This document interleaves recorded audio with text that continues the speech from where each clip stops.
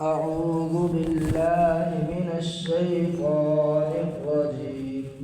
بسم الله الرحمن الرحيم. نساؤكم حرث لكم فأتوا حرثكم أنى شئتم وقدموا لأنفسكم واتقوا الله واعلموا أنكم ملاقوه وبشر المؤمنين. صدق الله العظيم. ترجمہ: نساؤکم حرث لکم، تمہاری عورتیں تمہارے لیے کھیتی ہے. فأتوا حرثکم أنی شئتم، پس تم جاؤ اپنی کھیتی میں جہاں سے چاہو. وقدموا لأنفسکم، اور اچھے اعمال آگے بھیجو. واتقوا اللہ واعلموا، اور اللہ تعالیٰ سے ڈرتے رہو. انکم ملاقوہ، بے شک تم بہت جلد اللہ تعالیٰ سے ملنے والے ہو. وبشر المؤمنین، اور خوشخبری سنا دیجئے مومنوں کو. تو جیسا کہ کل بھی یہ بات عرض کی کہ ان آیات میں اللہ تعالیٰ گھریلو زندگی کے جو احکامات ہیں ان کو نازل فرما رہے ہیں. تو کل والی آیت میں ہم نے پڑھا عورتوں کے حیض کے متعلق اللہ تعالیٰ نے فرمایا کہ جب صحابہ نے آپ صلی اللہ علیہ وسلم سے سوال کیا تو اس کا جواب اللہ تعالیٰ نے قرآن پاک میں نازل فرمایا. تو آج والی آیت میں بھی گھریلو احکامات کے متعلق ایک حکم نازل فرمایا. نساؤکم حرث لکم، اللہ تعالیٰ نے عورتوں کو کھیتی کے ساتھ تشبیہ دی ہے کہ جس طرح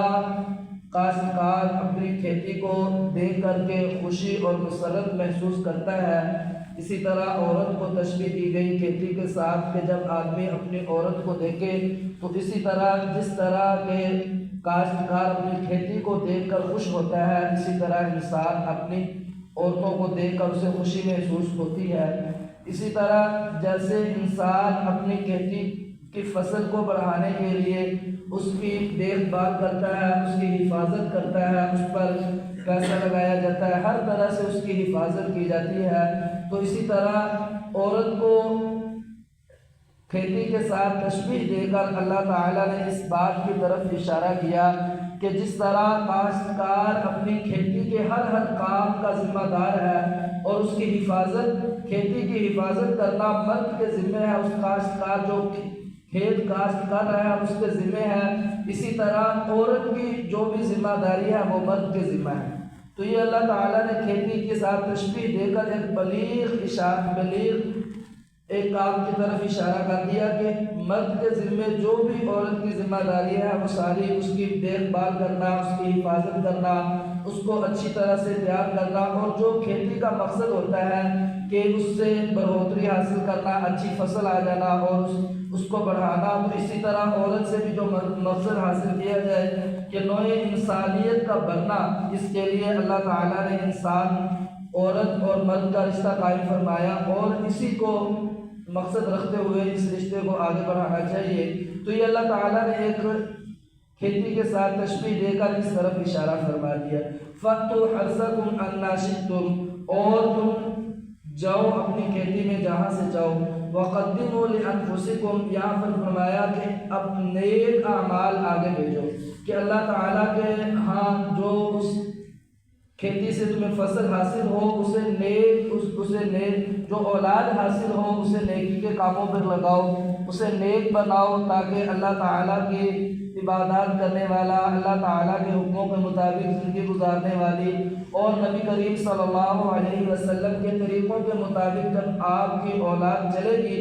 نیک اعمال کرے گی تو وہ آپ کے لیے صدقہ جاریہ ہوگی. تو وَقَدِّمُوا لِأَنفُسِكُمْ سے اس طرف اشارہ کیا کہ نیک اعمال آگے بھیجو کہ اپنی اولاد کو نیک بناؤ. وَاتَّقُوا اللَّهَ وَاعْلَمُوا، اور ساتھ ہی فرمایا کہ اللہ تعالیٰ سے ڈرتے رہو. ہر معاملے میں، چاہے وہ گھریلو معاملہ ہو، چاہے وہ آپ کے گھر کے باہر کا معاملہ ہو، ہر معاملے میں اصل جو مقصد ہے وہ اللہ تعالیٰ کا ڈر ہے کہ ہر معاملے میں انسان کے دل میں اللہ تعالیٰ کا ڈر ہونا چاہیے. واتقوا اللہ واعلموا اور اللہ تعالیٰ سے ڈرتے رہو انکم ملاقوہ بے شک تم بہت جلد اللہ تعالیٰ سے ملاقات کرنے والے ہو کہ ہر معاملے میں اللہ تعالیٰ سے ڈر ڈر کے انسان کو قدم اٹھانا چاہیے اور اس بات کو ذہن میں رکھنا چاہیے کہ ہم عن قریب اللہ تعالیٰ کے سامنے پیش ہونے والے ہیں کہ ہمارا ہر معاملہ اللہ تعالیٰ دیکھ رہے ہیں اور ہر معاملے کا ہم نے اللہ تعالیٰ کو جا کر جواب دینا ہے تو انسان کے ذہن میں یہ بات ہونی چاہیے تو جب انسان کے ذہن میں یہ بات ہوگی کہ ہم عن قریب اللہ تعالیٰ کے سامنے پیش ہوں گے تو وہ اپنے ہر معاملے میں اللہ تعالیٰ سے ڈر ڈر کے چلے گا چاہے وہ انسان کا گھریلو معاملہ ہو چاہے وہ گھر سے باہر کے جو معاملات ہیں وہ ہوں اس میں وہ اللہ تعالیٰ کا خوف مد نظر رکھتے ہوئے قدم اٹھائے گا وَبَشِّرِ الْمُؤْمِنِينَ اور مومنوں کو جو اللہ تعالیٰ سے ڈرنے والے ہیں اللہ تعالیٰ کے احکامات کو ماننے والے ہیں اور جو اللہ تعالیٰ نے کتاب نازل کی اس پر عمل کرنے والے ہیں ان کے لیے اللہ تعالیٰ نے فرمایا کہ ایسے لوگوں کو خوشخبری سنا دو کہ جو اللہ تعالیٰ کا ڈر اپنے دل میں رکھتے ہیں اور اسی ڈر کو دل میں رکھتے ہوئے ہر کام کو انجام دیتے ہیں ایسے لوگوں کے لیے خوشخبری ہے اللہ تعالیٰ سے دعا ہے کہ اللہ تعالیٰ ہم سب کو بھی قرآن پاک کو صحیح معنوں میں سمجھنے اور اس پر عمل کرنے کی توفیق عطا فرمائے بسم اللہ الرحمن الرحیم الحمد للہ رب العالمین والعاقبۃ للمتقین والصلاة والسلام علی سید الانبیاء والمرسلین ربنا آتنا فی الدنیا حسنۃ وفی الآخرۃ حسنۃ وقنا عذاب النار رب ارحمهما كما ربياني صغيرا وصلى الله تعالى على خير خلق محمد وعلى آله وأصحابه أجمعين برحمتك يا ارحم الراحمين. وعليكم السلام.